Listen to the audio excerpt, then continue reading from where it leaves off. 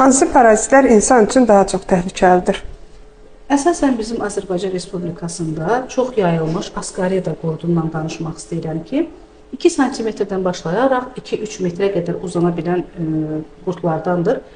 Soğulcan qurdlar adlanır, həlqəvi qurdlardandır və torpaqda, sulu şəraitlərdə, nəmli yerlərdə, qaranlıq yerlərdə daha çox tapılır.